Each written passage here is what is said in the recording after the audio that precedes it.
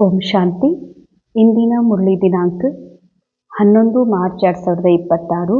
मुरली महावाक्यಗಳು मीठे बच्चे, याद की यात्रा में रेस करो तो पुण्य आत्मा बन जाएंगे.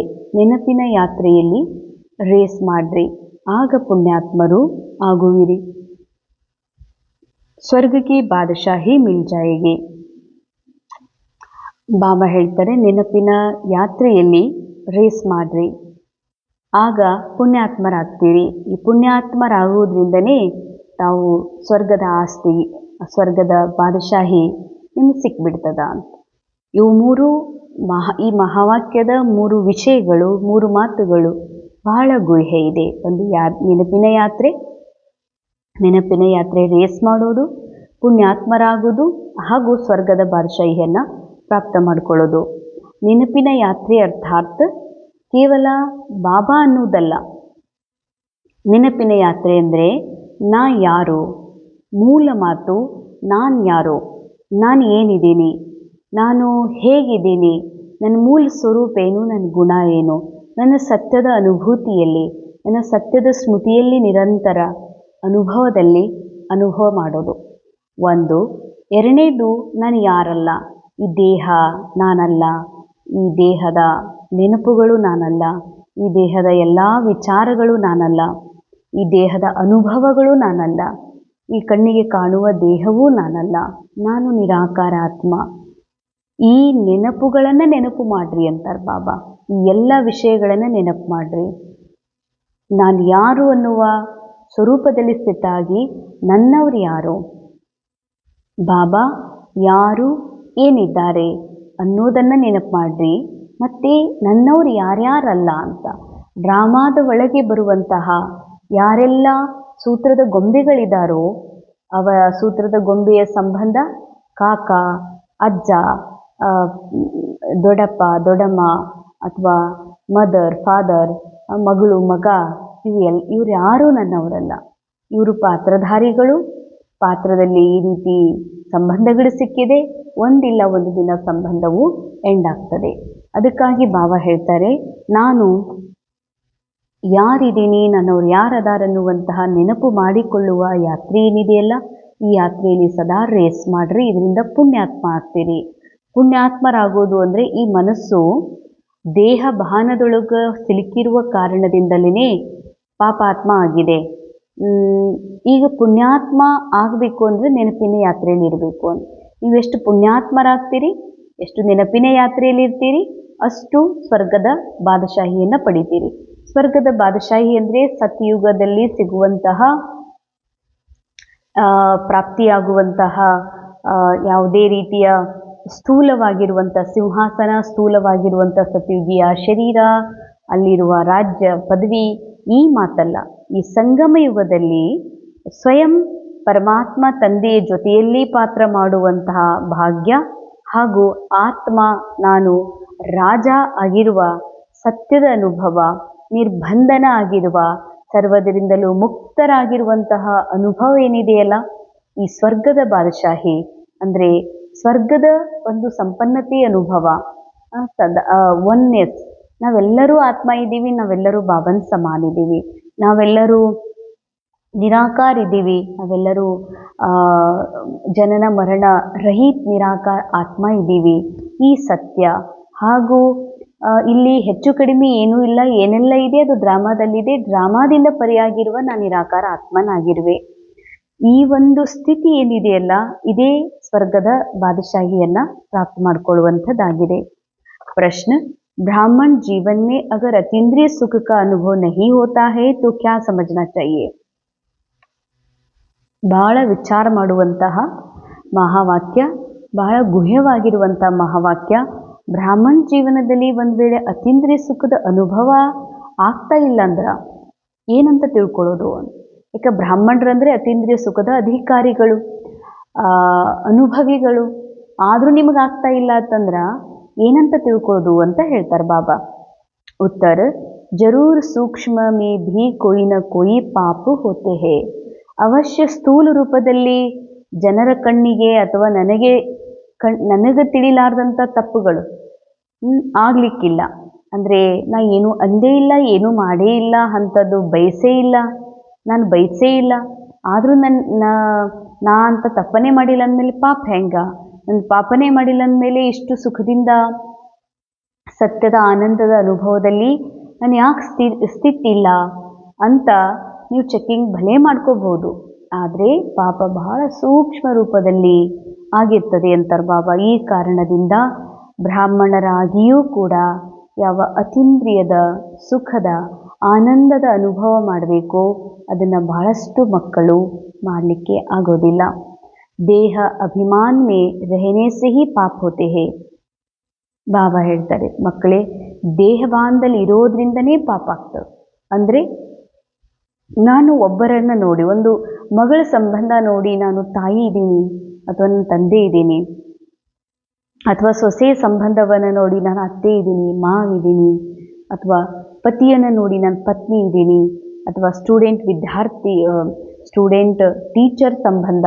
ಇವೆಲ್ಲ ಸಂಬಂಧಗಳು ನಾಟಕದಲ್ಲಿರುವ ಕೇವಲ ಅಲ್ಪಕಾಲದ ಅಭಿನಯಗಳು ಮಾತ್ರ. ಇದನ್ನೇ ನಾನು ಮದರ್ ಅಥವಾ ನಾನು ಫಾದರ್ ಇದ್ದೀನಿ, ನಾನೊಬ್ಬ ಸ್ತ್ರೀ ಇದ್ದೀನಿ, ಬ್ರಹ್ಮಕುಮಾರಿ ಇದ್ದೀನಿ ಅಂತ ತಿಳ್ಕೊಳ್ಳೋದು ಕೂಡ ದೇಹ ಅಭಿಮಾನವೇ. ಏಕೆಂದರೆ ಬ್ರಹ್ಮಕುಮಾರಿ ಒಂದು ಸಂಗಮ ಯುಗದೊಳಗಿನ ಪಾತ್ರವಾಗಿದೆ ಹೊರತು ಇದು ನನ್ನ ಸತ್ಯ ಅಲ್ಲ. ನನ್ನ ಸತ್ಯ ಏನು ಅಂದರೆ ನಾನು ನಿರಾಕಾರ ಅಶರೀರಿ ಆತ್ಮನಾಗಿರುವೆ. ಹೀಗಾಗಿ ಬಾಬಾ ಹೇಳ್ತಾರ, ದೇಹ ಅಭಿಮಾನದಲ್ಲಿ ಬರೋದ್ರಿಂದನೇ ಪಾಪ ಆಗ್ತಾವ. ಆ ಕಾರಣದಿಂದ ಯಾವ ಸುಖದ ಅನುಭೂತಿ ಆಗಬೇಕೋ ಆ ಸುಖದ ಅನುಭವ ಆಗಕ್ಕೆ ಸಾಧ್ಯನೇ ಇಲ್ಲ. अपने को गोप गोपियाँ समझते हुए भी अतीन्द्रिय सुख की भावना नहीं आती है. ತಮಗೆ ತಾವು ನಾವು ಗೋಪಿ ವಲ್ಲಭನ ಪರಮಾತ್ಮನ ಸಂತಾನ, ಗೋಪಿ ವಲ್ಲಭನ ಗೋಪಿಕೆ ನಾನಿದ್ದೀನಿ ಅಂತ ಅಂದ್ಕೊಂಡ್ರೂ ಕೂಡ ಅತೀಂದ್ರಿಯ ಸುಖದ ಅನುಭವ ಆಗುವುದಿಲ್ಲಂತಾರೆ ಬಾಬಾ. ಯಾಕೆ? ಜರೂರ್ ಕೊಯ್ ಭೂಲ್ ಹೋತಿ ಹೇ. ಜರೂರ್ ಸೂಕ್ಷ್ಮ ರೂಪದಲ್ಲಿ ನಾ ಇನ್ಚಾರ್ಜ್ ಇದ್ದೀನಿ, ನಾ ಟೀಚರ್ ಇದ್ದೀನಿ, ಸರೆಂಡರ್ ಇದ್ದೀನಿ, ಅಥವಾ ನಾನು senior BK, most senior BK, ಭಾಳ ಸೇವಾಧಾರಿ ಇದ್ದೀನಿ, ಅಥವಾ ನಾನು ಹೀಗೆ ಧನವಾನ್ ಇದ್ದೀನಿ, ರೂಪವಾನ್ ಇದ್ದೀನಿ, ಅಥವಾ ನಾನು ಭಾಳ ಬುದ್ಧಿವಾನ್ ಇದ್ದೀನಿ ಅನ್ನುವಂಥದ್ದು ಒಂದಿಲ್ಲ ಒಂದು ಯಾವುದೋ ಸೂಕ್ಷ್ಮ ರೂಪದ ತಪ್ಪು ಆಗ್ತಾ ಇದೆ. ಪಾಪ ಸೂಕ್ಷ್ಮ ರೂಪದ ಪಾಪ ಆಗ್ತಾ ಇದೆ. ಈ ಕಾರಣದಿಂದ ಬಾಬಾ ಹೇಳ್ತಾರೆ ಅತೀಂದ್ರಿಯ ಸುಖದ ಅನುಭವ ಆಗೋದಿಲ್ಲ. ತೋ ಬಾಬಾ ಕೋ ಸಚ್ ಬತ್ಲಾಕರ್ ಶ್ರೀಮತ್ ಲೇತೆ ರಹೋ. ಅದಕ್ಕೆ ಏನು ತಪ್ಪಾಗ್ತಾ ಇದೆಯಲ್ಲ ನಿಮ್ಮನ್ನು ನೀವು ಚೆಕ್ ಮಾಡ್ಕೊಡ್ರಿ, ಸೂಕ್ಷ್ಮ ರೂಪದಲ್ಲಿ ಬಾಬಾಗೆ ಅರ್ಪಣೆ ಮಾಡಿರಿ. ಬಾಬಾ, ಈ ಮನಸ್ಸು ಈ ರೀತಿ ಸಿಕ್ಕಾಕೊಂಡಿದೆ, ಈ ರೀತಿ ಭಾನದಲ್ಲಿ ಮುಳುಗ್ತಾ ಇದೆ, ಇದರಲ್ಲಿ ಈ ರೀತಿ ಇಚ್ಛಾ ಉತ್ಪನ್ನ ಆಗ್ತಾ ಇದೆ ರೀ ಬಾಬಾ ಅಂತ ಬಾಬಾನ ಮುಂದೆ ಸತ್ಯ ಹೇಳ್ರಿ. ಹೇಳಿ, ಬಾಬಾ ಇದಕ್ಕೆ ನೀವು ಶ್ರೀಮತ ಕೊಡ್ರಿ, ಇದಕ್ಕೆ ನಾ ಏನು ಮಾಡಬೇಕು, ನಾನು ಮಾಡ್ಲಿಕ್ಕೆ ರೆಡಿ ಇದ್ದೀನಿ ಅಂತ ಶ್ರೀಮತವನ್ನು ತಗೊಳ್ರಿ. धारणेಗಾಗಿ मुख्य सार, मंजिल बहुत ऊंची है, इसीलिए कदम कदम पर सज्जन से राय लेनी है. ಗುರಿ ಬಹಳ ಶ್ರೇಷ್ಠ ಇದೆ. ಅಂದರೆ ಸ್ವರ್ಗದ ಬಾದಶಾಹ ಆಗೋದು, ಗುರಿ ಬಾಪ್ ಸಮಾನ್ ಸ್ಥಿತಿ ಅನುಭವ ಮಾಡೋದಿದೆಯಲ್ಲ, ಇದು ಬಹಳ ಶ್ರೇಷ್ಠ ಗುರಿ ಇದೆ. ಅದಕ್ಕಾಗಿ ಹೆಜ್ಜೆ ಹೆಜ್ಜೆಗೂ ಸರ್ಜನ್ ಪರಮಾತ್ಮ ತಂದೆಯಿಂದ ಸಲಹೆಯನ್ನು ತಗೊಳ್ತಾ ಇರಿ. ಶ್ರೀಮತ್ ಪರ್ ಚಲನೆ ಮೇ ಹಿ ಫಾಯ್ದಾ ಹೇ, ಬಾಬಾ ಸೆ ಕುಚ್ ಭಿ ಚಿಪಾನಾ ನಹಿ. ಮಕ್ಕಳೇ ಏನೇ ಇದೆ ಅಂತಂದ್ರೆ ಬಾಬಾರವರಿಂದ ಶ್ರೀಮತ ತಗೊಳ್ರಿ, ಬಾಬಾರ ಸಲಹೆ ತಗೊಳ್ರಿ. ಇದರೊಳಗೆ ನಿಮ್ಮದು ಕಲ್ಯಾಣ ಇದೆ. ಬಾಬಾರವರ ಮುಂದೆ, ಭಗವಂತನ ಮುಂದೆ ಯಾವುದನ್ನು ಮುಚ್ಚಿಡಬೇಡ್ರಿ. ಮನಸ್ಸಿನಲ್ಲಿ ಏನೇ ನಡೀತಾ ಇದೆ ಅಂತಂದ್ರೆ ಅದನ್ನು ಸ್ಪಷ್ಟವಾಗಿ ಹೇಳ್ರಿ. सेकंड पॉइंट, देह और देहधारियों से बुद्धि का योग हटाए, एक बाबा से लगाना है. ದೇಹ ಹಾಗೂ ದೇಹಧಾರಿಗಳಿಂದ ಬುದ್ಧಿಯ ಯೋಗವನ್ನು ತೆಗೆದು ಒಬ್ಬ ತಂದೆಯ ಜೊತೆಗೇನೆ ಜೋಡಿಸಬೇಕಾಗಿದೆ. कर्म करते भी एक बाबा की याद में रहने का पुरुषार्थ करना है. ಕರ್ಮವನ್ನು ಮಾಡ್ತಾ ಇದ್ರೂ ಕೂಡ ಒಬ್ಬ ತಂದೆಯ ನೆನಪಿನಲ್ಲಿರುವಂಥ ಪುರುಷಾರ್ಥವನ್ನು ಮಾಡಬೇಕಾಗಿದೆ. ಬಾಬಾ ಹೇಳ್ತಾರೆ, ದೇಹಧಾರಿಗಳ ಅಂದರೆ ದೇಹಧಾರಿಗಳ ನೆನಪು ಮಾಡಬೇಡ್ರಿ ಅಂದ್ರೆ ಅವ್ರ ಜೊತೆ ಮಾತಾಡಬೇಡ್ರಿ, ಅವ್ರ ಜೊತೆ ವ್ಯವಹಾರ ಮಾಡಬೇಡ್ರಿ ಅಂತಲ್ಲ. ಡ್ರಾಮಾದೊಳಗೆ ನಾವು ಬಂದಿರೋದೇ ವ್ಯವಹಾರ ಮಾಡಲಿಕ್ಕೆ, ಡ್ರಾಮಾದಲ್ಲಿ ನಾವು ಬಂದಿರೋದೇ ಸಂಬಂಧಗಳನ್ನು ನಿಭಾಯಿಸಲಿಕ್ಕೆ. ನೆನಪು ಮಾಡಬೇಡ್ರಿ ಅರ್ಥ ಅವರನ್ನು ರಿಯಲ್ ಅನುಭವ ಮಾಡಬೇಡ್ರಿ. ನಮ್ಮಪ್ಪ, ನಮ್ಮಮ್ಮ, ನಮ್ಮ ತಂಗಿ, ತಮ್ಮ ನನ್ನ ಮಗಳು ಅಂತ ನಂದು ಅಂತ ಅನ್ಕೋತೀರಲ್ಲ, ನಂದಲ್ಲ ಅದು. ನಂದು ಅನ್ಕೊಂಡಷ್ಟು ದುಃಖ ಆಗ್ತದ ಮನಸ್ಸಿಗೆ. ಅದಕ್ಕೆ ಬಾಬಾ ಹೇಳ್ತಾರೆ, ದೇಹಧಾರಿಗಳ ಒಂದು ಬುದ್ಧಿಯಿಂದ ತೆಗೀರಿ, ಅರ್ಥಾತ್ ಇದು ಸತ್ಯ ಅಲ್ಲ, ಇವರು ನಿಜ ಅಲ್ಲ, ಇವರು ನನ್ನವರಲ್ಲ. ಇದು ಆಂತರಿಕ ಒಂದು ಸತ್ಯ ಪುರುಷಾರ್ಥ. ಭಲೇ ಬಾಕಿ ಮೇಲ್ಗಡೆಯಿಂದ ಅಪ್ಪ ಅನ್ಬೋದು, ಅಮ್ಮ ಅನ್ಬೋದು, ಮಗಳೇ ಅನ್ಬೋದು, ಆದರೆ ಇದು ಪಾತ್ರದಲ್ಲಿ ಮಾತ್ರ ಮಗಳು, ಅಪ್ಪ, ಅಮ್ಮ, ಬಾಕಿ ಇದು ಯಾವುದೂ ಸತ್ಯ ಅಲ್ಲ. ಇದು ಒಂದು ದಿನ ಅಂತಾಗೋದಿದೆ. ಅಂತ ಆಗದೇ ಇರೋದು ಯಾವುದು ಅಂದರೆ ನಾನು ಆತ್ಮ, ಅವರೊಳಗಿರುವಂತಹ ಆತ್ಮ. ಅಂದಮೇಲೆ ದೇಹಧಾರಿಯ ಒಂದು ಸ್ಮೃತಿಯಿಂದ ಬುದ್ಧಿಯನ್ನು ತೆಗೆದುಹಾಕ್ರಿ. ನಿರಂತರ ಒಬ್ಬ ತಂದೆ ಜೊತೆಗೆ ಬುದ್ಧಿಯೋಗ ಜೋಡಿಸ್ರಿ. ಕರ್ಮ ಮಾಡಿಯೂ ಕೂಡ ಬಾಬಾ ನೆನಪಿರಬೇಕು. ಭಲೇ ಈ ಪಾತ್ರ ಕರ್ಮ ಮಾಡ್ತಾ ಇದೆ, ಈ ಪಾತ್ರದ ಮನಸ್ಸಿನಲ್ಲಿ ಏನು ಕರ್ಮ ಮಾಡಬೇಕನ್ನುವಂಥದ್ದು ಮೊದಲೇ ನೂಂದಿದೆ. ಕರ್ಮ ಮಾಡ್ತಿದ್ರೂ ಕೂಡ ಆ ಕರ್ಮವನ್ನು ನೋಡ್ತಾ ಇರುವಂಥವು ನಾನು ಆತ್ಮ. ಅಂದಮೇಲೆ ಕರ್ಮ ನಡೀತಾ ಇರಲಿ, ಆದರೆ ನೆನಪು ನಾ ಆತ್ಮ, ಪರಮಾತ್ಮನ ಸಂತಾನಿದ್ದೀನಿ. ಕಂಬೈಂಡ್ ಆಗಿ ಈ ನಾಟಕವನ್ನು ನೋಡ್ತಾ ಇರುವಂಥದ್ದೇನಿದೆಯಲ್ಲ, ಇದು ಯಾವತ್ತಿಗೂ ಮರಿಬೇಡ್ರಿ ಅಂತಾರೆ ಬಾಬಾ. ಯಾಕಂದರೆ ಸಿನಿಮಾ ಹಾಲ್ನಲ್ಲಿ ನಾವು ಒಬ್ಬರೇ ಹೋಗ್ಲಿಕ್ಕೆ ಇಷ್ಟಪಡಲ್ಲ, ಜೊತೆಯಲ್ಲಿರಬೇಕು. ಜೊತೆಯಲ್ಲಿ ಫಿಲಮ್ ನೋಡುವಾಗಲೂ ಕೂಡ ನಾವು ಒಬ್ರಿಗೊಬ್ರು ಮುಖ ನೋಡ್ತಿರ್ತೀವಿ, ಫೀಲಿಂಗ್ಸನ್ನು ಶೇರ್ ಮಾಡ್ಕೊಳ್ತಿರ್ತೀವಿ. ಅಂದಮೇಲೆ ಈ ವಿಶ್ವ ನಾಟಕವನ್ನು ನೋಡ್ತಾ ಇರಬೇಕಾದ್ರೆ ನನ್ನ ಜೊತೆಗೆ ಬಾಬಾ ಕಂಬೈಂಡ್ ಇದ್ದಾರೆ. ಬಾಬನ ಸ್ಮೃತಿಯಲ್ಲಿ ಇದ್ದುಕೊಂಡು ಕರ್ಮ ಮಾಡ್ತಾನೂ ಕೂಡ ಈ ನಾಟಕವನ್ನು ನೋಡುವ ಅಭ್ಯಾಸ ಮಾಡ್ರಿ. ವರದಾನ್ ಸದಾ ಏಕ ರಸ ಸಂಪನ್ನ ಮೂಡ್ ಮೇ ರಹನೆ ವಾಲೆ ಪುರುಷಾರ್ಥಿ ಸೋ ಪ್ರಾಲಬ್ಧಿ ಸ್ವರೂಪ ಭವ. ಬಹಳ ಗುಹ್ಯವಾಗಿ ಅರ್ಥವುಳ್ಳಂತಹ ಮಹಾವಾಕ್ಯ. ಸದಾ ಏಕ ರಸ ಸಂಪನ್ನ ಮೂಡ್ನಲ್ಲಿರುವಂತಹ, ಸದಾ ಏಕ ರಸ ಸಂಪನ್ನ ಜೋ ಪಾನಾತಾ ಪಾಲಿಯ, ನಾ ಭರ್ಪೂರ ಆತ್ಮ ಇದ್ದೀನಿ. ಈ ಸಂಪನ್ನ ಮೂಡೊಳಗಿರುವಂತಹ ಪುರುಷಾರ್ಥಿ ಸೋ ಪ್ರಾಲಬ್ಧಿ ಆತ್ಮ. ಪ್ರಾಲಬ್ಧಿ ಅಂದರೆ ಪಡೆದಿರುವಂಥ, ಪಡಿಬೇಕಾಗಿಲ್ಲ. ನಾ ಆತ್ಮ ಇದ್ದೀನಿ, ಅವಿನಾಶಿ ಇದ್ದೀನಿ. ಅವಿನಾಶಿ ಆತ್ಮ ಕಳ್ಕೊಳ್ಳೋದಿಲ್ಲ, ಪಡ್ಕೊಳ್ಳೋದಿಲ್ಲ. ಪಡ್ಕೊಳ್ಳುವಂತಹ ಆ್ಯಕ್ಟಿಂಗ್ ಮಾತ್ರ, ಬಾಕಿ ನಾ ಆತ್ಮ ಇರುವುದೇ ಸಂಪನ್ನಿದ್ದೇನೆ. बाप दादा वतन से देखते हैं कि कई बच्चों के मूड बहुत बदलते हैं. ಬಾಬಾ ವತನದಿಂದ ಈ ನಾಟಕದ ದೃಶ್ಯಗಳನ್ನು, ಅದರಲ್ಲೂ ಖಾಸ್ ಮಕ್ಕಳನ್ನು ಬಾಬಾ ನೋಡ್ತಾ ಇರ್ತಾರ. ಕೆಲವು ಮಕ್ಕಳ ಮೂಡ್ ಏನಾಗ್ತಿರ್ತದ, ಬದಲಾಗ್ತಾ ಇರ್ತದೆ ಅಂತಾರೆ ಬಾಬಾ. ಕಭಿ ಕ್ವೆಶನ್ ಆಶ್ಚರ್ಯವತಿಕೆ ಮೂಡ್, ಕೆಲವೊಮ್ಮೆ ಮಕ್ಕಳದ ಮೂಡ್ ಹೇಗಿರ್ತದೆ, ಭಾಳ ಆಶ್ಚರ್ಯಚಕಿತ ಆಗ್ತಾರೆ. ಇದು ಹೇಗಿದು, ಹೌದಾ ಅಂತ ಹೇಳಿ. ಇದೊಂದು ನಾಟಕ ಅಂದಮೇಲೆ ಇದರಲ್ಲಿ ಆಶ್ಚರ್ಯ ಪಡುವ ಮಾತು ಇಲ್ಲ ಅಂತಾರೆ ಬಾಬಾ. ಯಾಕಂದರೆ ಎಲ್ಲವೂ ನಥಿಂಗ್ ನ್ಯೂ. ಕಭಿ ಕ್ವೆಶನ್ ಮಾರ್ಕಿ ಮೂಡ್, ಯಾಕೆ ಹಿಂಗಾಕಾಯ್ತು, ನಿಶ್ಚಯದ ಕೊರತೆ, ಅದಕ್ಕಂತಲೇ ಪ್ರಶ್ನೆಗಳು ಹೇಳ್ತವೆ. ಕಭಿ ಕನ್ಫ್ಯೂಸ್ ಕಿ ಮೂಡ್, ಕನ್ಫ್ಯೂಸ್, ನಾ ಮದರ್ ಇದ್ದೀನೋ, ಫಾದರ್ ಇದ್ದೀನೋ, ಡಾಕ್ಟರ್ ಇದ್ದೀನೋ, ಸ್ತ್ರೀ ಇದ್ದೀನೋ, ಪುರುಷ ಇದ್ದೀನೋ, ಆತ್ಮ ಇದ್ದೀನೋ, ಕನ್ಫ್ಯೂಸ್ ಆಗಿಬಿಡ್ತದೆ, ಕನ್ಫ್ಯೂಸ್ ಮಾಡಿಸ್ಬಿಡ್ತದೆ ಮಾಯಾ. ಕಭಿ ಟೆನ್ಷನ್, ಕಭಿ ಮೂಡ್ ಹೇಗಿರ್ತದೆ, ಟೆನ್ಷನ್, ಗಾಬರಿ, ಏನಾಗುತ್ತೋ ಏನೋ. ಕಭಿ ಅಟೆನ್ಷನ್ ಕಾ ಝೂಲಾ, ಕೆಲವೊಮ್ಮೆ ಮೂಡ್ ಹೇಗಿರ್ತದೆ, ಫುಲ್ ಅಟೆನ್ಷನ್, ಪೂರಾ ನಾ ಆತ್ಮ ನಿರಾಕಾರ, ನಾನು ಯಾರ ಸಂತಾನ ಇದ್ದೀನಿ, ಇದು ಸಂಗಮ ಯುಗ, ಫುಲ್ ಮೂಡ್ ಒಳಗಿರ್ತೀರಿ ಅಂತ ಹೇಳ್ತಾರೆ ಬಾಬಾ. ಅಂದರೆ ಪೂರಾ ಅಟೆನ್ಷನ್ದ ಉಯ್ಯಾಲೆಯೊಳಗಿರ್ತೀರಿ. ಲೇಕಿನ್ ಸಂಗಮ ಯುಗ ಪ್ರಾಲಬ್ಧಿ ಯುಗ ಹೇನಾ ಕಿ ಪುರುಷಾರ್ಥಿ. ಅಂಡರ್ಲೈನ್, ಎಷ್ಟು ಸೂಕ್ಷ್ಮವಾದಂಥ ಮಹಾವಾಕ್ಯ. ಸಂಗಮ ಯುಗ ಬರೀ ಪುರುಷಾರ್ಥ ಮಾಡೋ ಯುಗ ಇಲ್ಲ, ಸಂಗಮ ಯುಗ ಪ್ರಾಲಬ್ಧದ ಯುಗ ಆಗಿದೆ. ಬರೀ ಪರಿಶ್ರಮ ಪಡೋ ಯುಗ ಅಲ್ಲ, ಬರೀ ಯೋಗ ಮಾಡದೆ ಕಷ್ಟಪಟ್ಟೆ ಅಲ್ಲ, ಅದರ ಅನುಭೂತಿ ಮಾಡುವಂತಹ ಯುಗ ಆಗಿದೆ ಅಂತಾರೆ ಬಾಬಾ. ಸಂಗಮ ಯುಗ ಪ್ರಾಲಬ್ಧಿ ಯುಗ ಹೇ ನ ಕಿ ಪುರುಷಾರ್ಥಿ. ಇಸಿಲಿಯೇ ಜೋ ಬಾಬಾ ಕೆ ಗುಣ ವಹಿ ಬಚ್ಚೋಂ ಕೆ. ಎಷ್ಟು ಸುಂದರ ಮಹಾವಾಕ್ಯ. ಅದಕ್ಕೆ ಬಾಬಾ ಅಂತಾರೆ, ಮಕ್ಕಳೇ, ಯಾವುದು ಬಾಬಾನ ಗುಣ ಇವೆಯೋ ಅವು ನಿಮ್ಮ ಗುಣ ಆಗಿವೆ.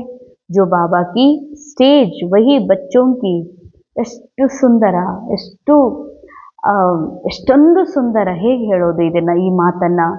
ಬಾಬಾ ಅಂತಾರೆ, ಬಾಬಾರವ್ರದ್ದು ಏನು ಸ್ಥಿತಿ ಇದೆ ಅದೇ ನಿಮ್ಮ ಸ್ಥಿತಿ ಅಂತಾರೆ ಬಾಬಾ.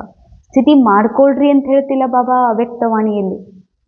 ಏಕೆಂದರೆ ವರದಾನ ಅಂದ್ರೆ ಅವ್ಯಕ್ತವಾಣಿಯ ಆಯ್ಕೆಯಾದಂಥ ಮಹಾವಾಕ್ಯಗಳು. ಬಾಬಾ ಹೇಳ್ತಾರೆ, ಬಾಬಾನ ಸ್ಟೇಜ್ ಮಾಡ್ಕೊಳ್ರಿ ಅಂತ ಹೇಳ್ತಿಲ್ಲ.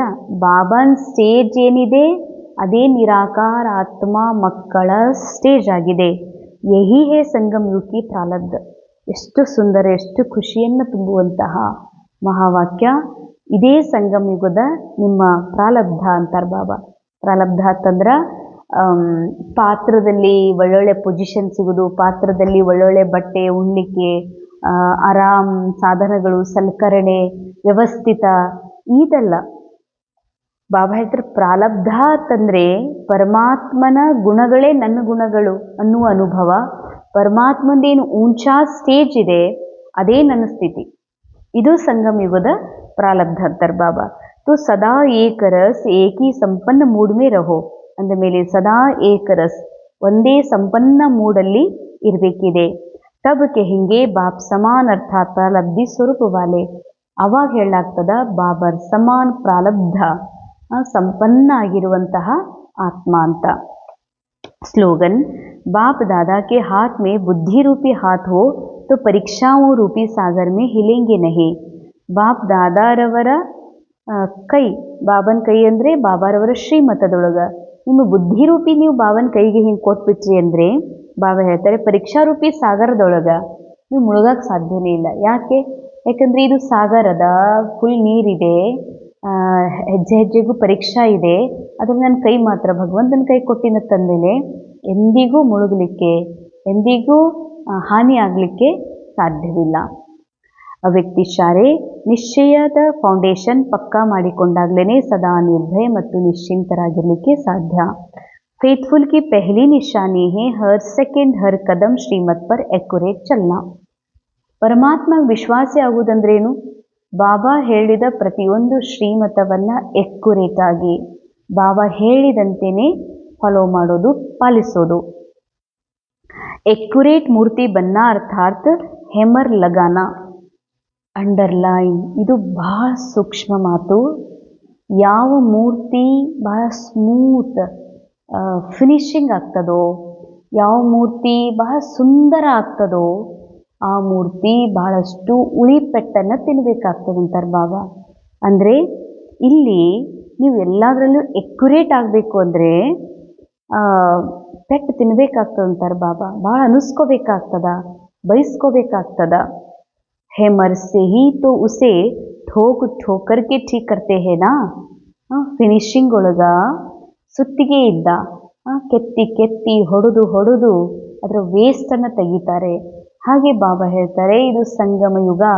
ನಾವು ಬಾಬನ ಕೈ ಹಿಡಿದೀವಿ ಅಂದ್ರೆ, ಬ್ರಹ್ಮ ಕುಮಾರ್ ಕುಮಾರಿ ಜೀವನವನ್ನು ಅನುಭವ ಮಾಡ್ತಿದ್ದೀವಿ ಅಂದ್ರೆ ಹೀಗಲ್ಲ, ನಮ್ಗೆ ಯಾರೂ ಏನೂ ಅನ್ನಬಾರ್ದು ಅಂತ, ಯಾವುದೇ ಮಾತೇ ಬರಬಾರ್ದು, ಯಾರೂ ನಮ್ಮ ಹೆಸರೇ ತಗೊಳ್ಬಾರ್ದು, ಹೀಗಿಲ್ಲ.